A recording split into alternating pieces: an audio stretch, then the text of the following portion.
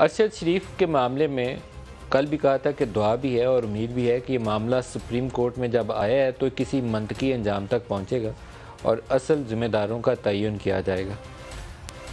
ये मामला रायगा नहीं जाना चाहिए और इसको ऐसे भी नहीं होना चाहिए कि इसका कोई नतीजा निकले ही ना। बहुत बातें हों, लेकिन बहुत बातें हो कि केस दाखिल दफ्तर हो जाए, लेकिन असल जो कल्प्रिट्स हैं, जो असल मुजरम हैं, उन तक पहुंचा ना जा सके।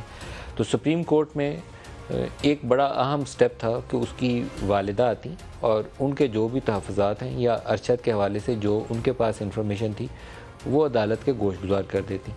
आज उनकी वालिदा सुप्रीम कोर्ट ऑफ पाकिस्तान में गई, उन्होंने तहरीरी ख़त भी लिखा, वहाँ अदालत के सामने बात भी की और उम्मीद यही है कि जो पहली JIT आज सुप्रीम कोर्ट ने रद्द करके नई JIT बनाने का हुक्म जारी किया है कि जो JIT बनेगी वो पूरे फैक्ट्स रिकॉर्ड पे लाएगी और सुप्रीम कोर्ट उसकी रोशनी में इस मामले को नतीजा खेज़ बनाएगी।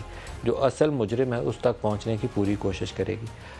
अरशद शरीफ की फ़ैमिली को जिन लोगों के ऊपर तहफ़्फ़ुज़ात हैं, बड़े बड़े लोगों के नाम हैं, कुछ सर्विंग हैं, कुछ रिटायर्ड हैं, मैं उनका नाम नहीं लेता, लेकिन ये सारे लोग मुलव्वस नहीं हो सकते। मतलब अगर आप एक बिल्कुल कॉमन सेंस इस्तेमाल करें तो उनमें से हो सकता है किसी एक का रोल हो सकता है किसी एक ने फैसिलिटेट किया हो, किसी ने क्रिमिनल नेग्लिजेंस का मुज़ाहरा किया हो, किसी ने इंसाइटमेंट की हो। मुझे अभी कुछ नहीं पता किसका क्या रोल है, लेकिन उसकी फ़ैमिली के जो तहफ़्फ़ुज़ात हैं उसको सुनना, रिकॉर्ड पे लाना और जो भी JIT बनेगी उसकी रोशनी में उसको इन्वेस्टिगेट करके आगे मामले को लेकर चलना उसके लिए फ़र्ज़ था। उसकी माँ कह रही है कि ये बंदा मुजरिम है या ये बंदा मुजरिम है और वो पुलिस वाला जो है उसकी बात ही ना सुने, तो वो तो नहीं हो सकता ना। लॉ ऑफ द लैंड ये कहता है कि वो जो उसकी फ़ैमिली जो उसके पीछे वारिस हैं जिसके ऊपर वो शक का इजहार कर रहे हैं, उसके साथ आप सुन के उसकी तहकीक करें। तहकीक के नतीजे में अगर कोई चीज़ उन तक लीड करती है तो उस शख्स को जाके आप पकड़ लें, लेकिन अगर बाकी लोग मासूम साबित होते हैं तो उनका नाम साफ़ हो जाएगा। कानून का तकाज़ा यही है कि सारे लोगों को हम बिला वजह मशकूक भी ना बनाएं, लेकिन अगर जो ये कल्प्रेट है तो उसके ऊपर मट्टी डाल के उसको बचाने की कोशिश भी ना करें। तो इंसाफ के साथ इस मामले में बड़ा दिल करके तहकीक करनी पड़ेगी।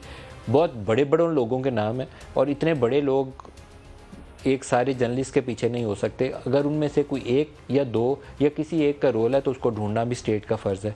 तो ये मामला बड़ी आसानी से ना समेटा जा सकेगा और इसको तहकीक करके आगे बढ़ाना भी आसान नहीं होगा। बड़े दिल जुगरे का और ताकत का इस्तेमाल चाहिए होगा और मेरा नहीं ख्याल है कि ये पॉलिटिकल गवर्नमेंट इतना बड़ा काम कर सकती है।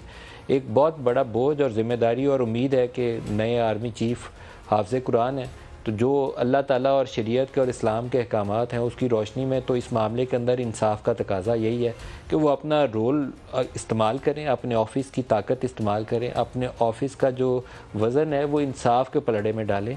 इंसाफ को यकीन दहानी करवाने के लिए, इस अमल को आगे बढ़ाने के लिए जो उनका वज़न है वो इस केस को आगे बढ़ाने में बहुत बड़ी मावनत अदा करेगा। उनको अजर मिलेगा दुनिया में भी आखिरत में भी। ये पूरा यकीन रखिए कि किसी इनोसेंट शख्स का जो कत्ल है रायगा नहीं जाता, उसके मुजरम को सज़ा मिलेगी।